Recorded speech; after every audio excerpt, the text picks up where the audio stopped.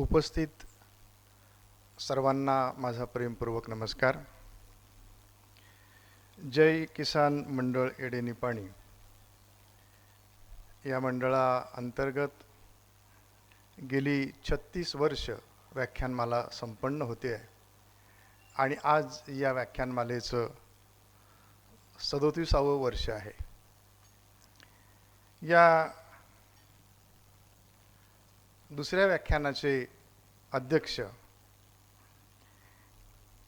सन्माननीय किशोर निकम, कार्यक्रमासाठी उपस्थित असणारे अनेक मान्यवर, माननीय आनंदराव पाटील काका, सरपंच श्यामबाला माळी, प्रताप पाटील, उपसरपंच डॉक्टर दीपक स्वामी, ज्यांचं सुंदर भाषण आता झालं, त्या सन्माननीय साई तेजस्वी देशमुख, महादेव गायकवाड, माननीय विशाल मुगडे, कार्यक्रमासाठी खास उपस्थित असणाऱ्या शैलेजा पाटील, प्राध्यापक डॉक्टर कल्पना पाटील, ॲडव्होकेट पाटील, ज्यांनी माझा सुंदर असा परिचय करून दिला ते राजेंद्र पाटील.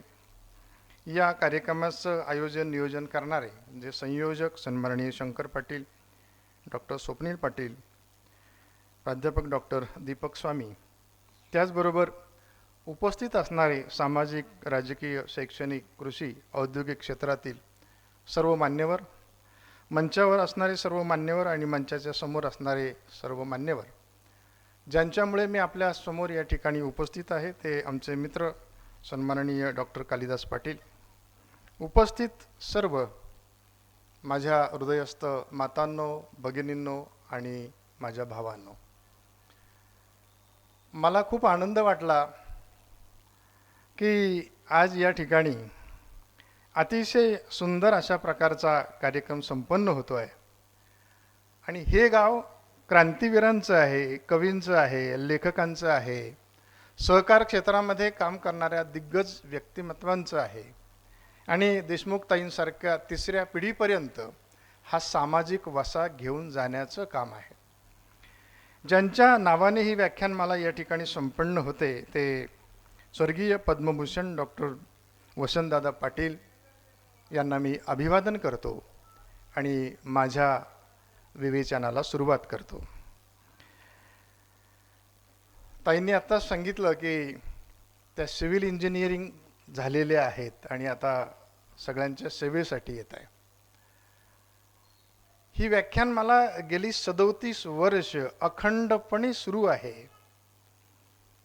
मित्रांनो, माणसाला अनेक प्रकारची भूक असते.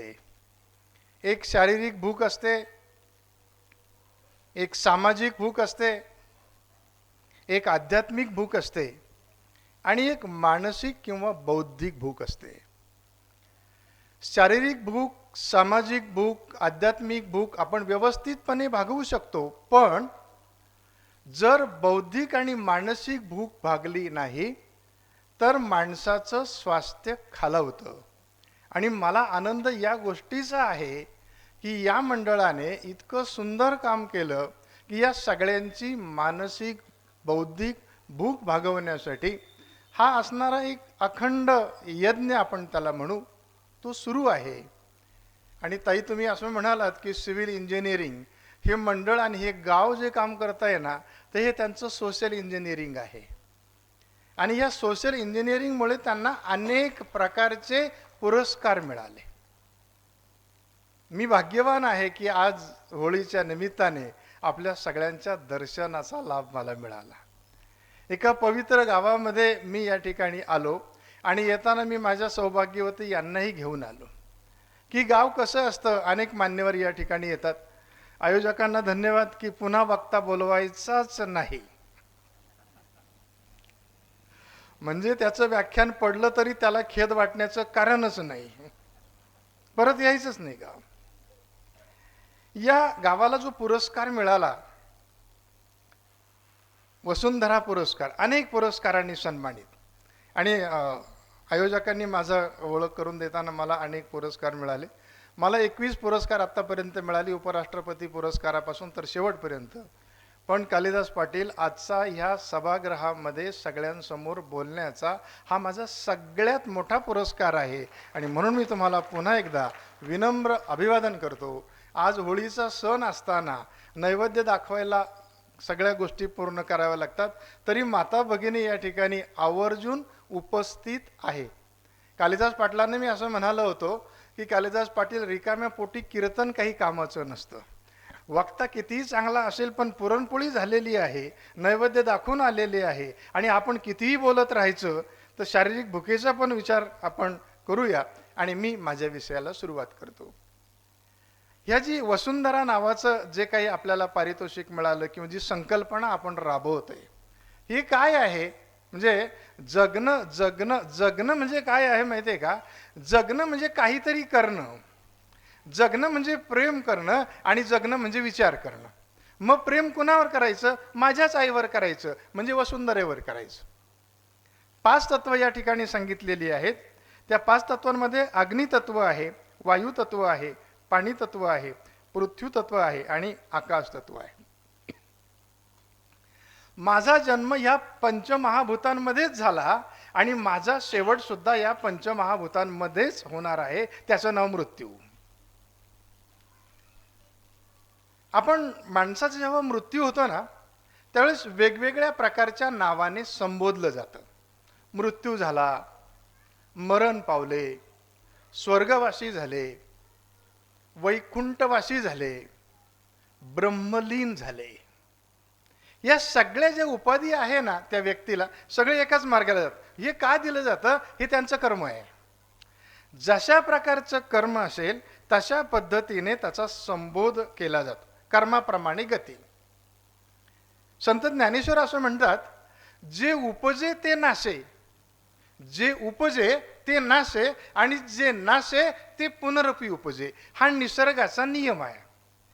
या विश्वाचे काही नियम आहेत आणि या विश्वाच्या नियमाच्या पुढे कोणत्याही इंजिनिअरिंगला जाता येत नाही.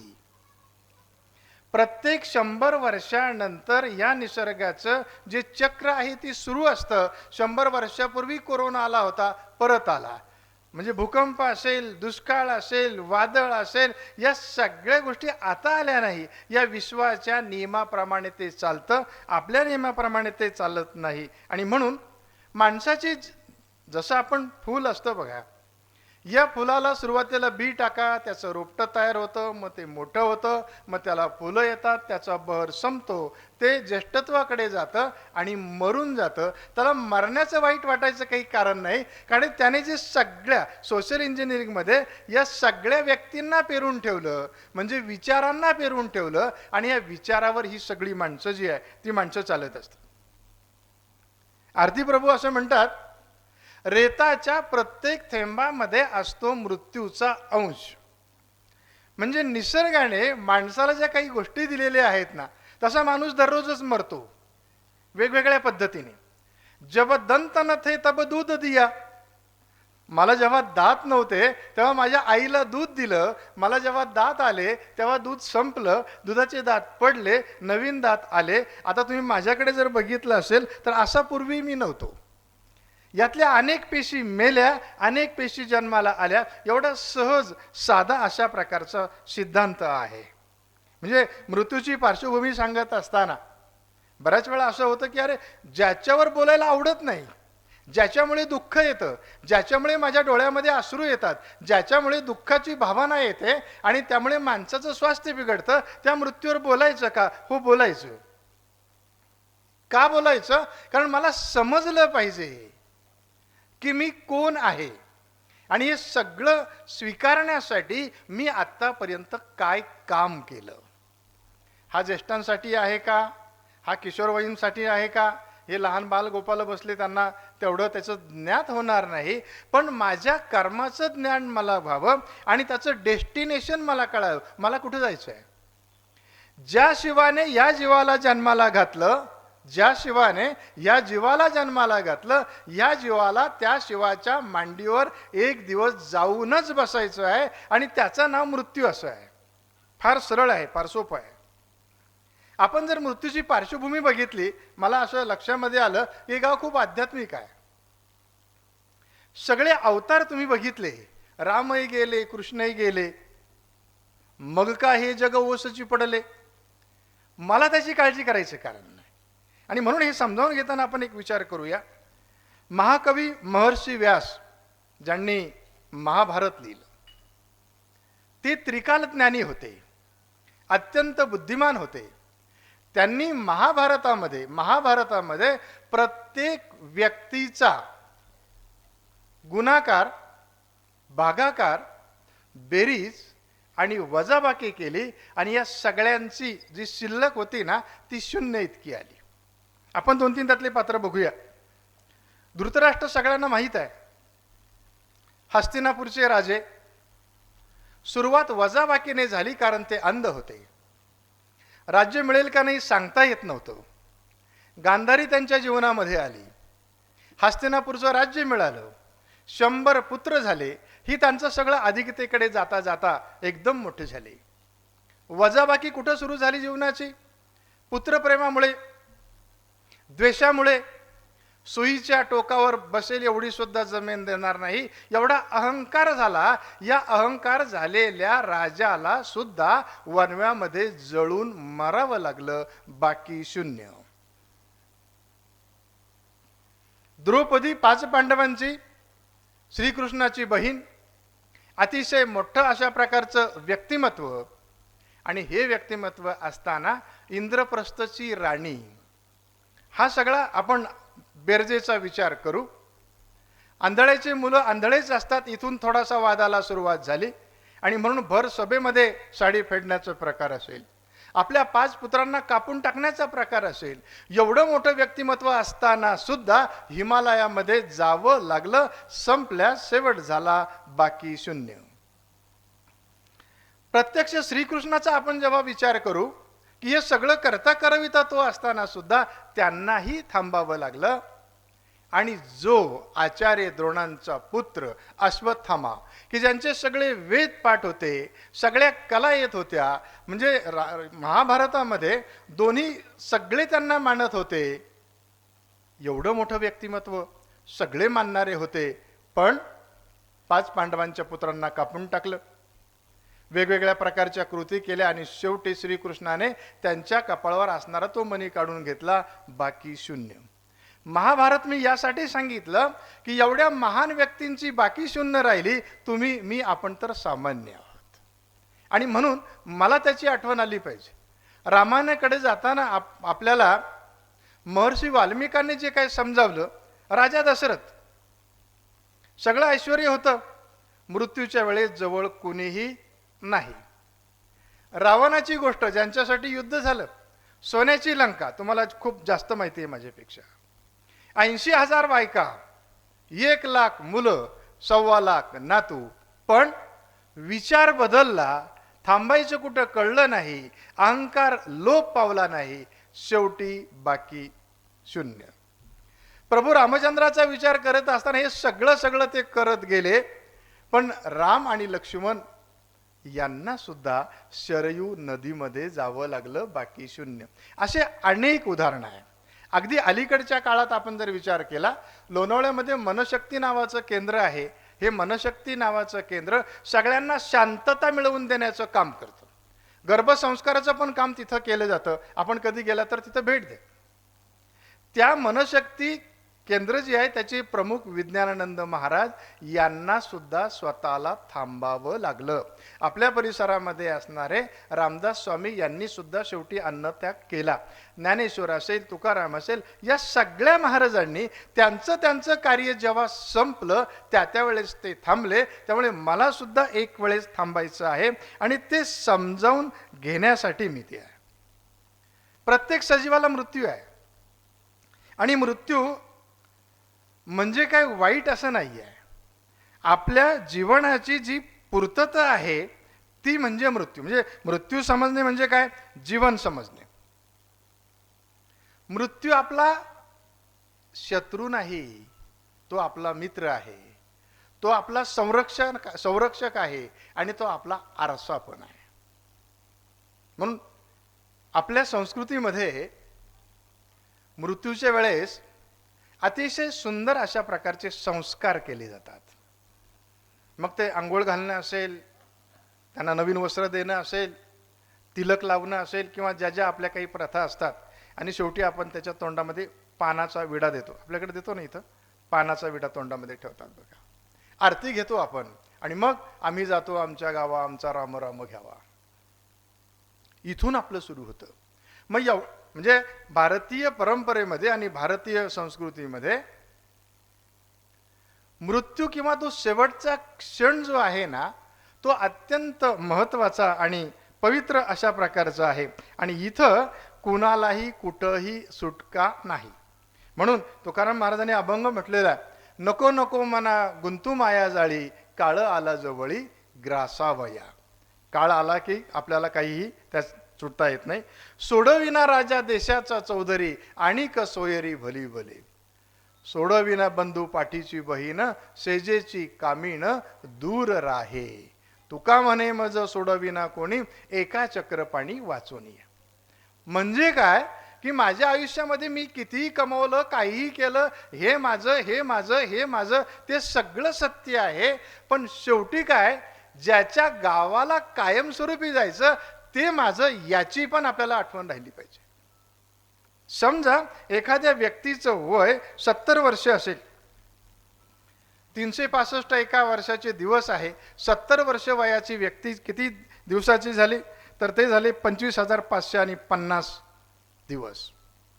मी 25,000 दिवस इथं राहिलो, आता मला एक दिवस तिथं जायचं आहे. तिथं जायचं आहे. आणि हे नुसतं जायचं नाही आहे. जसं आपण हे सगळ्या प्रकारची कामं करतो, ही सगळी कामं करून मला जायचं आहे. मरावे परी कीर्ती रूपी उरावे. व्यासपीठावर खूप तज्ज्ञ लोक आहेत. इकडं या बाजूला मॅनेजर बसले, तिकडे ताई बसल्या, सरपंच, उपसरपंच. आम्ही गप्पा मारत असताना कुणीही बँक बॅलन्स विचारला नाही, कुणीही FD विचारली नाही, किती कारखाने विचारले नाही. फक्त विचारलं तुम्ही कसे आहात. आणि मी या साहेबांचं विशेष अभिनंदन करतो की त्यांनी ह्या छोट्या छोट्या मुलांना प्लास्टिक मुक्तीसाठी अतिशय सुंदर अशा प्रकारची भेट दिली. हे खऱ्या अर्थाने काम आहे. माझी वसुंधरा वाचवायची असेल तर ते आपल्याला काम करावं लागेल. हे सगळं करत असताना आपण काही गोष्टींचा अंतर्मुख होऊन विचार करणार आहोत.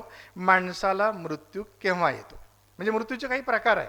अपघाती मृत्यू आहे, अकस्मात मृत्यू आहे. आपण जो विचार करतो तो नैसर्गिक मृत्यूचा. ते मृत्यू आपल्या हातात नाही. नैसर्गिक मृत्यू हाही आपल्या हातामध्ये नाही. कारण नैसर्गिक मृत्यू जो आहे ना, मृत्यू केव्हा येतो, मृत्यू लवकर येत नाही, मृत्यू उशिरा येत नाही, मृत्यू ठरलेल्या वेळेसच येतो. पण निसर्ग, देव, भगवंत हे इतके हुशार आहे की ते त्यांच्यावर कधी घेत नाही.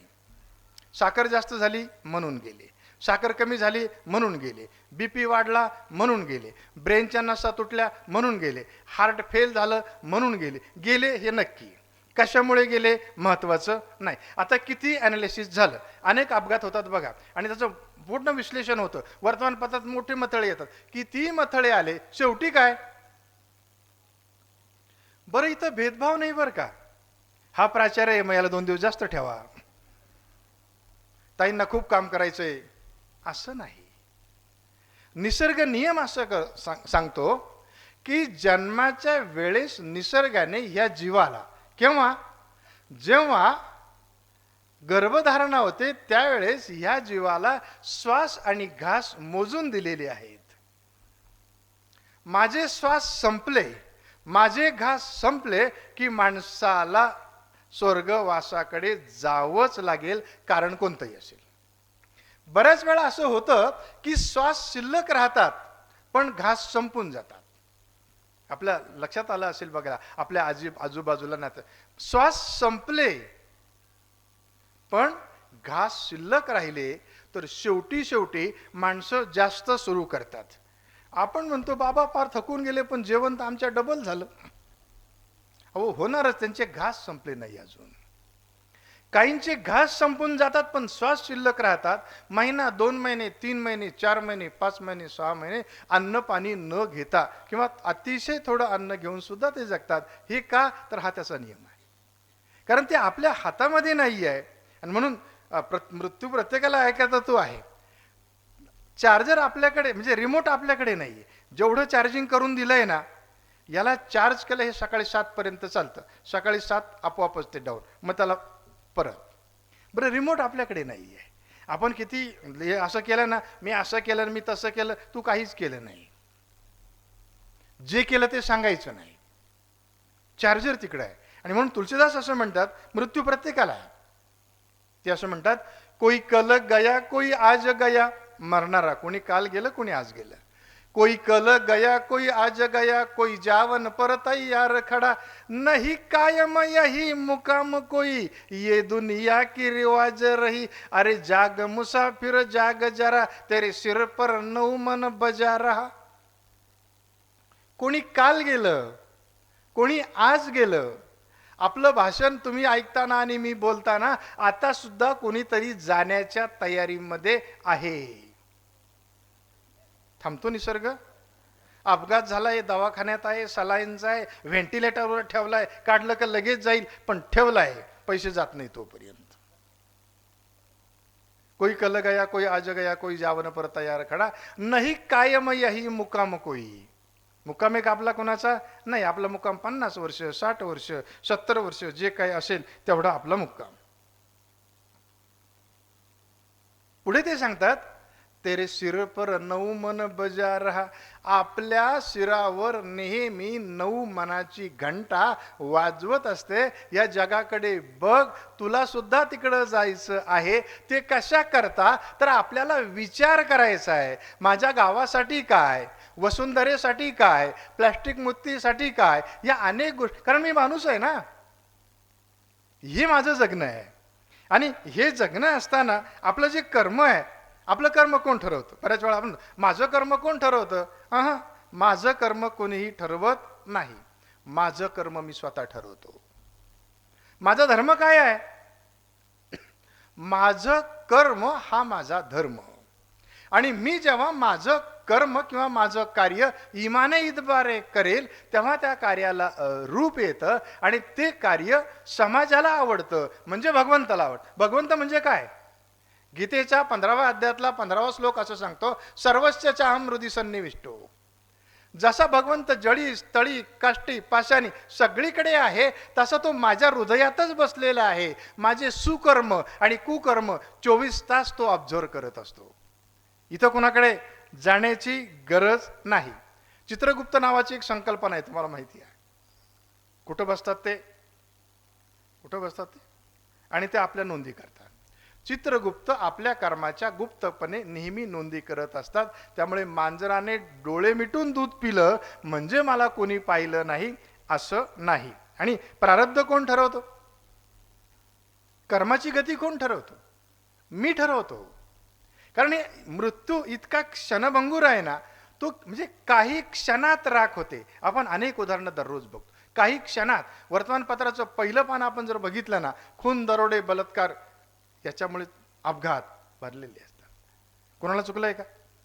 नाही चुकलं. कोरोनाच्या काळामध्ये ऑडीमध्ये फिरणारे सुद्धा घंटागाडीत गेले, रचून रचून नेले, रुपया सुद्धा लावता आला नाही. त्यांनी सांगितलं हे तुमचे असते म्हणून गुपचूप घेतल्या आणि खाली मान घालून आलो. आपल्याला कोणी विचारित नव्हतं. परिस्थिती कशी असते बघा. हे वास्तव आहे. एकच सांगतो, मृत्यू हे अंतिम सत्य आहे. याचा अर्थ आपण लवकर मरावं असं नाही, आपण दीर्घकाळ जगावं. पण हे जगत असताना मी दिवस ढकलले की मी जगलो हे महत्वाचं आहे. जगणं महत्वाचं आहे, दिवस ढकलणं मला महत्वाचं नाही. आणि मग उद्धरे आत्मदात्माना, पुन्हा गीतेचा श्लोक आपल्याला सांगतो, हे माझं जे कर्म आहे, हे कर्म काय आहे. म्हणजे आज असणारी ही व्याख्यान मला, आपण बघा बऱ्याच वेळा अंत्ययात्रेला जातो आणि एकदम शून्यात होऊन जातो आणि मग तिथं आपण गप्पा मारतो, जीवनाचं काही खरं नाही, हा पाण्याचा बुडबुडा आहे, सकाळी आम्ही गप्पा मारल्या, परवा आम्ही चहा पिलो आणि गेले निघून, आपलंही काही खरं नाही. कुठं? त्या कंपाऊंडच्या मध्येच. कंपाऊंड संपलं की मग आम्ही पुन्हा मोकळे. कोण? ज्याचं भरलं ते गेलं. आपल्याला काय करायचं? सिद्ध सिच्युएशन. आणि मग त्या माणसाचं महती, मोठेपण, त्याचं कर्म कशावरून लक्षात येतं? आपल्या अंत्ययात्रेला किती लोक हळहळत आहेत, उपस्थित आहे. ही आपली प्रॉपर्टी आहे, ही आपली ॲसेट आहे, ही आपली धनदौलत आहे की मी आत्तापर्यंत किती सामाजिक काम केलं, मला जी भूमिका दिली होती ती भूमिका किती प्रामाणिकपणे पार पडली आणि दुसऱ्यांच्या किती मी कामाला आलो. म्हणून कवी असं म्हणतो, येणारे येतात जाणारे जातात. जन्माला येणारा जन्माला येतो आणि मरणारा जो आहे ना तो मरतो. येणारे येतात जाणारे जातात. येणारा येताना रडतो, बाकीचे हसतात खरे खुरे, अगदी खरे खुरे. जन्माला बाळ आलं याचा संकेत ते रडतं. ट्याव ट्याव ट्याव ट्याव ट्याव म्हणजे काय, मी आलो मी आलो मी आलो मी आलो, मला बघा. येणारे येतात जाणारे जातात. येणारा येताना रडतो, बाकीचे हसतात खरे खुरे, अगदी खरे खुरे. जाणारा जाताना हसतो, बाकीचे रडतात खरे खुरे आणि बरेचसे खोटे खोटे. येणं आणि जाणं हा तर त्याचा नियम आहे. येणं आणि जाणं हा तर त्याचा नियम आहे. पण सगळ्यांसाठी जगतात खरे खुरे, त्यांच्यासाठी सगळेच रडतात खरे खुरे, अगदी खरे खुरे. म्हणून माझा शेवट कसा व्हावा हे आपण ठरवणं गरजेचं आहे. याचं कारण असं आहे की इथं आपल्यासाठी कोणी थांबत नाही. वेळ आहे का बघा कोणाला. अंत्यविधी झाल्यानंतर माणसं एवढे बिझी असतात, एवढे बिझी असतात, तर ते कशालाच थांबत नाही. लगेच आपल्या आपल्या कामाला सुरुवात होते. बरं, मरणाची माणसाला भीती वाटते. बऱ्याच वेळा माणसाला मृत्यूची भीती वाटते. का भीती वाटते? भीती वाटण्याचं काम असं आहे, ओशो असं म्हणतो की मरणं म्हणजे काय, काही नाही, दाराच्या पलीकडे जाणं, बस. पुढे काय काही माहित नाही. आता या व्याख्यानमालेला बसायला आपल्याला भीती वाटायचं काहीच कारण नाही पाटील सर. कारण त्यांना माहिती आहे की 1 तासानंतर हे थांबणारच आहे. किती बोलून बोलून काही 12पर्यंत बोलेल का? नाही बोलणार ना. भीती काय बसायची, पुरणपोळी तयार आहे, स्वयंपाक तयार आहे, याचं बोलणं झालं आपलं, झटकले की चालले निघून. इथं मरणाच्या याच्यासाठी आहे, म्हणजे संपणार हे माहिती आहे ना. तिथं काय काय माहीतच नाही मला. अनुभव आहे गेली 36 वर्षाचा की व्याख्यानमालेमध्ये सगळे कार्यक्रम होतात आणि वक्ता 60-70 मिनिटं बोलतो. आता सुद्धा हा जास्त बोलणार नाही, कारण मुळातच वेळ जास्त झालेला आहे. खात्री आहे. मला माहीतच नाही कुठं जायचं आहे, त्याची मला भीती वाटते. नवीन कन्सेप्ट आली आता फोमो नावाची, फिअर ऑफ मिसिंग आउट. भीती वाटते, माझ्याशिवाय हे कसं काय चालेल. मी एवढं कमवून ठेवलं, इकडं हात करतो तिकडं हात करतो तिकडं हात करतो, हे सगळं आपलंच आहे, आता माझं कसं होणार. आणि ते चालतं याचं दुःख जास्त आहे. मला कुठं जायचं मला माहिती नाही. आणि म्हणून भारत आंबे असं म्हणतात, जशी नवीन नवरीची गंमत असते ना, बाग बगीचा येथला मळा, मला लागला येथला लळा, सोडिता मन कसे चरचरते, नववधू प्रिया मी बावरते. नवीन नवरी जेव्हा माहेरी जाते ना, त्यावेळा ती 2 प्रकारामध्ये असते. आनंदही असतो की आता मला सासरी जायचं आहे, माझं लग्न झालं. दुःखही असतं की माझ्या या सगळ्या आप्त लोकांना सोडून जायचं आहे. आणि म्हणून नवरीचा शेवटचा क्षण जर तुम्ही बघितला ना, याच्या गळ्यात पडते, त्याच्या गळ्यात पडते, त्याच्या गळ्यात पडते, रडते. माणसाचं पण असं आहे, जेव्हा त्याला अंत कळतो ना, अंत कळायला पण काही संकेत आहे. वेळ मला तर मी सांगेन, आपला अंत केव्हा होणार आपल्याला काही निसर्ग संकेत देत असतो. मृत्यूचं मन असंच आहे की माणूस तसं वागायला लागतो किंवा तसं त्याने वागायला पाहिजे. आणि म्हणून भारत आंबे असं म्हणतात, जन पळभर म्हणतील हाय हाय, जगाला कोणालाही कोणाची गरज नाही. कोणी गेला काय, कोणी आला काय. जन पळभर म्हणतील हाय हाय, मी जाता कार्य राहील काय. मी गेलो तर काही राहिलं का. मगच मी सांगितलं, रामही गेले कृष्णही गेले, मग का हे जग ओसच पडले. भारताच्या पंतप्रधानांची आपण जर मालिका बघितलं, अनेक प्रकारचे पंतप्रधान आले आणि गेले, देश थांबला, पुन्हा वेग वाढला. इथं काही कोणाचं थांबत नाही. जन पळभर म्हणतील हाय हाय, मी जाता राहील कार्य काय. सगळे सोय रे डोळे पुसतील, पुन्हा आपुल्या कामी लागतील. थांबत नाही कोणी. उठतील, बसतील, हसून खिदळतील. मी जाता त्यांचे काय जाय, जन पळभर म्हणतील हाय हाय.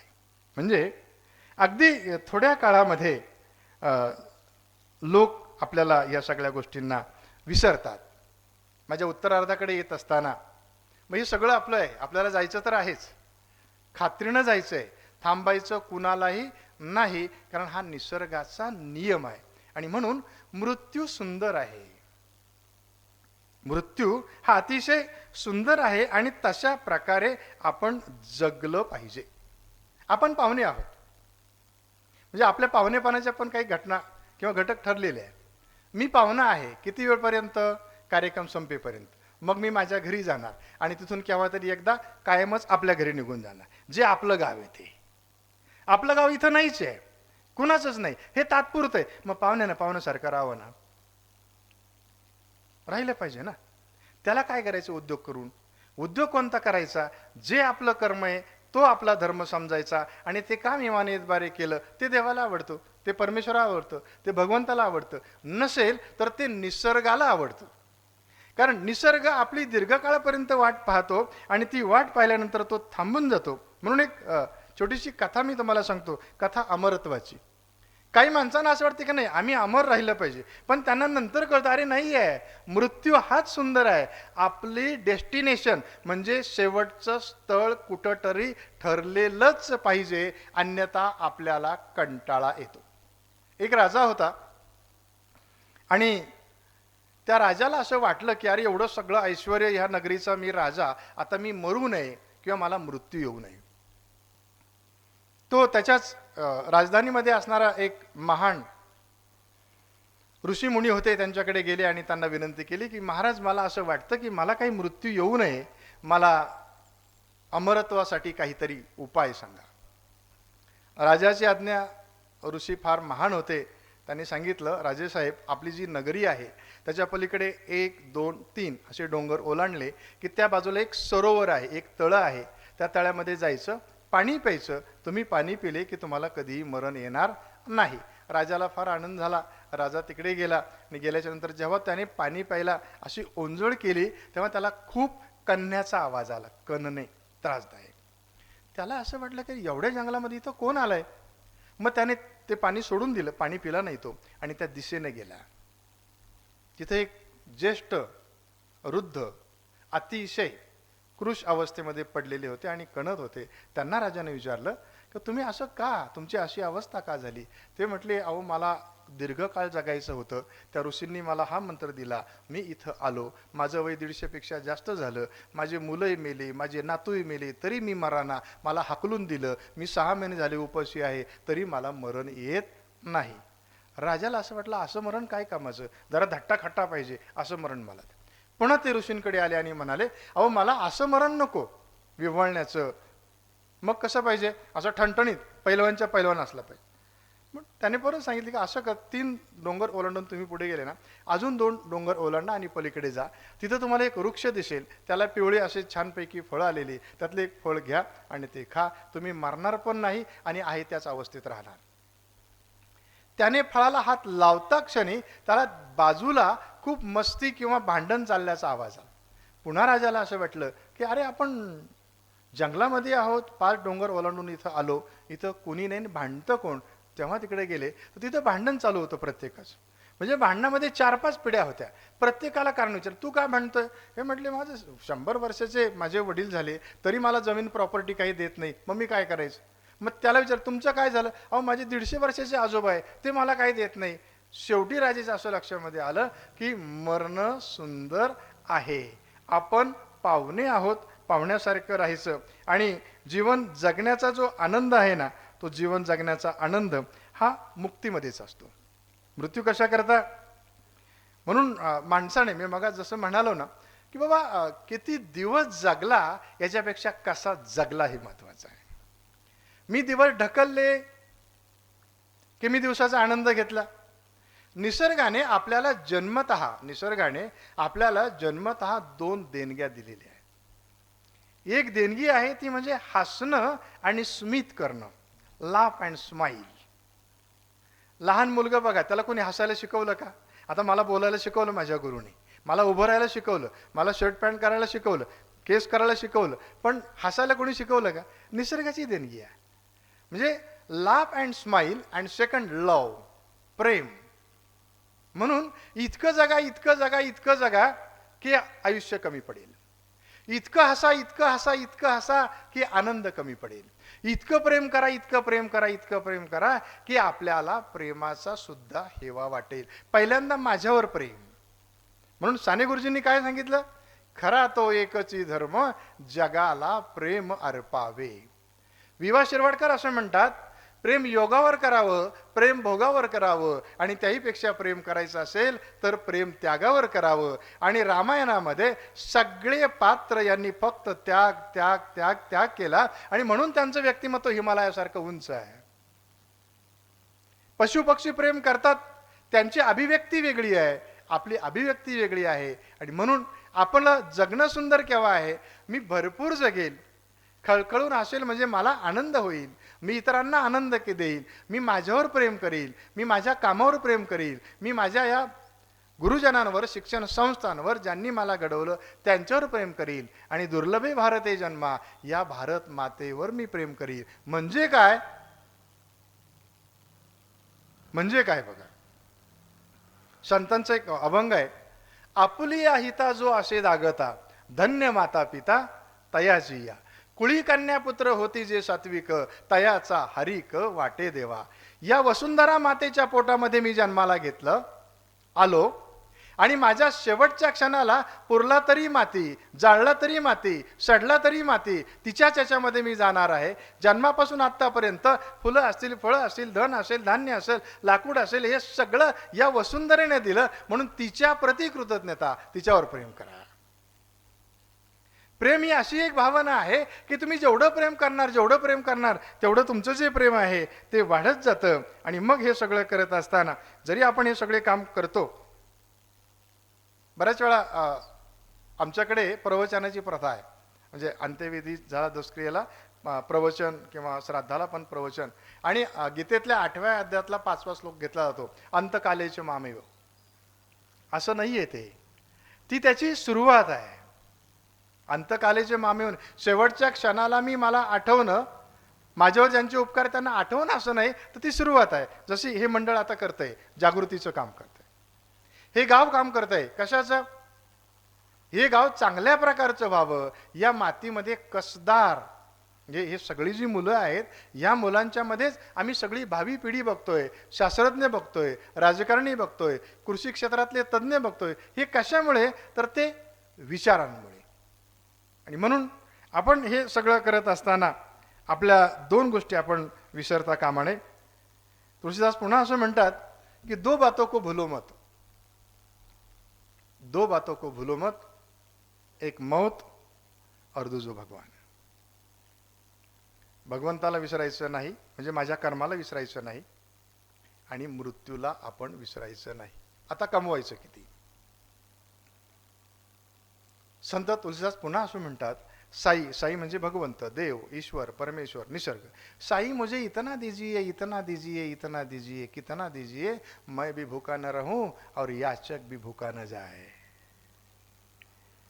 भगवंता मला एवढी प्रॉपर्टी दे, एवढी प्रॉपर्टी दे, एवढी प्रॉपर्टी दे की मी आयुष्यभर कधी उपाशी राहणार नाही, आणि माझ्याकडे येणाऱ्या प्रत्येक पाहुण्याला मी उपाशी ठेवणार नाही. एवढी प्रॉपर्टी मला दे, कारण मला ती सुद्धा घेऊन जाता येत नाही.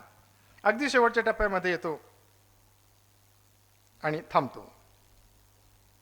आता हे सगळं करायचं आहे, तयारी करायची आहे, तयारी करायची. 40 वर्षाच्या नंतर आपल्या डिग्रीला फारसं कोणी विचारत नाही, मी कशात PhD केली, कशात काय केलं, कुठला टॉपिक होता, कोरिलेशन आलं का गेलं, रिलेशन गेलं, कोई गेलं. 50 वर्षानंतर सौंदर्याचा काही फारसा विचार नाही. 60 वर्षानंतर पदाचा काही विचार, मी प्राचार्य होतो, मी कलेक्टर होतो, बस झालं, आता बस घरी, कशाला उद्योग करतोय. 70-80 वर्षानंतर तुमच्या घरामध्ये किती प्रॉपर्टी आहे, किती पैसे, महत्वाचे नाही. सकाळ, दुपार, संध्याकाळ गोळ्या वेळेवर घेतल्या का, बस झालं. ही आपली अवस्था आहे. मग याच्यासाठी आपल्याला मेंटली प्रिपेअर व्हावं लागेल, मानसिकदृष्ट्या प्रिपेअर व्हावं लागेल. काय होतं, मला एकदा माझं शेवटचं ठिकाण कळालं ना, मग आपोआपच माझ्या वागण्यामध्ये, माझ्या बोलण्यामध्ये एक सुंदर अशा प्रकारची तयारी होते. आणि म्हणून आपण प्रत्येक वेळेस तयारी करतो. बघा, हा कार्यक्रम आहे ना, याला प्रचंड तयारी आहे. झाडणं असेल, रांगोळी काढणं असेल, फुलं टाकणं असेल, या प्रत्येकाचं नियोजन आहे. आणि हे सगळे मिळून जेव्हा करतात ना, जे श्रीकृष्णाच्या भाषेत जर सांगायचं झालं ना, हा खरा काला आहे. सगळ्यांनी एकत्र येणं आणि आपापल्या क्षमतेनुसार योगदान देणं. गरज नाही की त्यांनी फारच मोठं काम, छोटं छोटं काम असेल ना, ते काम करणं ही एक मोठी तयारी आहे. म्हणून हा सुंदर सोहळा तयार झाला. आपल्या म्हणजे पूर्वी सिनियर महिला इथं आहे. आपल्या घरी पूर्वी जर मुलगी बाळंतपणाला यायची असेल तर किती तयारी असायची? खाट म्हणता का बाज म्हणता तुम्ही? खाट म्हणतो. हां, खाट विणून ठेवणे, ती डगमगणार नाही याची काळजी घेणे, लाकडं तोडून तोडून बारीक करून ठेवणे, ते त्याचं खाली भांडं ठेवणे, सगळ्या गोष्टी. मग बाळा ते तयार करणे, ते बाळ शी सू करील तर त्याला वेगवेगळ्या प्रकार. आता आले डायपर वगैरे, आता आले, पूर्वी डायपर नव्हते. किती तयारी असते. अजून वेळ आहे, होते बाळांती 8वाच लागला, अजून 9 महिने 9 दिवस तयारी आहे. माझ्या मुलीचं लग्न आहे, किती तयारी असते. कार्यक्रम आहे, किती तयारी असते. मग अशी मला एक दिवस माझ्या मूळ ठिकाणी जायचंय, त्याची तयारी म्हणजे त्याचा विचार आपल्या मनामध्ये असला पाहिजे. तो विचार जेव्हा माझ्या मनामध्ये येतो ना, आणि या जगामध्ये असणार हे सगळं नष्ट होणार आहे असं मला जेव्हा काम. म्हणजे काय, आता पुन्हा म्हणजे काय करायचं सर? मग आम्ही लाकडं गोळा करायचे, ते मडकं घेऊन जायचं का, आणून ठेवायचं का कपडे? असं नाही हो. ते करणारे करतील ना. त्यासाठी एक स्वतंत्र यंत्रणा असते आपल्या प्रत्येक गावामध्ये, त्यांना ही सगळी काळजी असते. आता मला काय करायचं आहे? आता मला माझ्या घरामध्ये मला नातेसंबंध जपायचे आहे. याचा बांध नाही करायचा, त्याचा पण नाही करायचा, जेवढा आहे तेवढा तुला घे, माझा मला दे. म्हणजे कोर्टात जायचं नाही, वकिलाचं पोट भरायचं नाही, आपलं आपलं पोट व्यवस्थित भरायचं. नातेसंबंध जपा. आता एक नवीन सिस्टीम झाली, मला काही कळत नाही. मानलेली बहीण, ही माझी मानलेली बहीण, हा माझा मानलेला भाऊ. मग तुझी सखी बहीण कुठे गेली? तिला दुसरा मानलेला भाऊ आहे. आता काय सांगायचं तुम्हाला? काही तीर्थक्षेत्राला नाही गेलं तरी चालेल. संत असं म्हणतात, माता पिता ज्याशी काशी, त्याने न जावे तीर्थाशी. विज्ञानाच्या बाजूने मी सांगतो, स्वर्ग आणि नरक आहे ना, या फक्त कल्पना आहेत. जसं या एडेनिपाणी गावाला हे एक लोकेशन आहे, इथं माझं व्याख्यान होणार आहे. मी जर लोकेशन टाकलं तर मी इथं येईल. तुम्ही टाकून बघा बरं स्वर्गाचं लोकेशन गुगलमध्ये. आता AI मध्ये आपण जगतो, ते सांगेल की तुम्हाला असं जायचंय. गरुड पुराण आहे, लावतात, ऐका, हरकत नाही. स्वर्गाला कुठंही भौगोलिक जागा नाही. तिथं जागा नाही, टेबल नाही, रंभा नाही, उर्वशी नाही, आणि असेल तर अजून तिथं रेडेच आहे. एवढं मागे येते. कशाला त्याचा विचार करायचा? माझा स्वर्ग इथंच आहे. या गावाचा स्वर्ग वसुंधरा जे पारितोषिक मिळालं ते आहे. आपल्या गावामध्ये असणारी सगळी लहान लहान मुलं आहे ना, त्यांना मोठं करणं हा माझा स्वर्ग आहे. आणि मी जर माझ्या कार्यातून चुकत असेल तर तोच माझा नरक आहे. एकदम साधं आणि सोपं काम आहे. मग इतकं प्रेम करा, इतकं प्रेम करा, किती प्रेम करा. आई जशी आहे ना, माऊलीचे हित जसं आहे ना, तशा प्रकारचं प्रेम करणं गरजेचं आहे. म्हणजे मृत्यूची तयारी करायचं म्हणजे काय करायचं? तर मी कसा जगलो, पाठीमागे वळा, बघा आता मला कसं जगायचंय. माझे सगळे नातेसंबंध आपण जपले पाहिजे, सगळ्यांना आपण प्रेम केलं पाहिजे, सगळ्यांना मान मान्यता आपण दिली पाहिजे. आणि ज्याच्यासाठी मी जे मला काम दिलेलं आहे ते काम मी प्रामाणिकपणे करणं. आणि सगळ्यात महत्त्वाचं, दुसऱ्याला माफ करणं. माफ करा, माफ करा असं म्हटलं ना, सगळे विषय मिटतात. वकील साहेब जर प्रत्येकाने माफी मागायचा प्रयत्न केला ना, माझं चुकलं तर तुमच्याकडे केसच येणार नाही, घरच्या घरीच मिटून जाईल. पण नाही, अहमभाव. मृत्यू हे सांगतो, अहमभाव तुझा कमी कर. एक कथा सांगतो आणि मग मी थांबतो. मौत कभी रिश्वत नाही लेती, आहे का? 40-50 हजार रुपये दिले ढकललं पुढे, असं नाही. कफन को जेब नहीं होते, सगळ्यांना माहिती आहे, मोकळंच असतं. और जहाँ दफनाया जाता है वहाँ अलमारी नहीं होती. हे जर सत्य असेल, मृत्यू जर सत्य असेल, ते जर आपलं अंतिम असेल, तर मी चांगलं वागलं पाहिजे. मी माणूस आहे. Man is social animal. पण त्याच्याशिवाय man is laughing animal, man is loving animal, man is creating animal, man is emotional intelligent animal. त्याच्याकडे या सगळ्या भावना आहे. So one should have sense of responsibility. प्रत्येकाला जबाबदारीची जाणीव असावी. प्रत्येकाला सेन्स ऑफ ॲक्सेप्टन्स, जे आहे ते स्वीकारायचं. ॲप्रिशिएशन, दुसऱ्याला चांगलं म्हणायचं. आपलं जीवन आनंदी आणि विनोदाने जगणं. काही बरेच लोक चेहरा असं इस्त्री केल्यासारखे कडक राहतात, बोलतच नाही. मी आमदार आहे, मी खासदार आहे, मी प्राचार्य आहे. तुला विचारतं कोण? माणूस आहे ना, तुला हसता येतं. म्हणून या सगळ्या गोष्टी आपण करणार आहोत. कारण मी सुरुवात जिथं केली होती की मरण कोणालाही चुकलेलं नाही.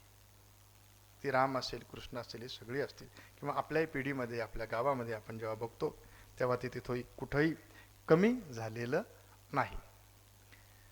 आपल्या सगळ्यांना राजा परीक्षिताची गोष्ट माहीत आहे, तेवढी सांगतो. एक कविता मृत्यूच्या विषयी सांगतो आणि मग मी थांबतो.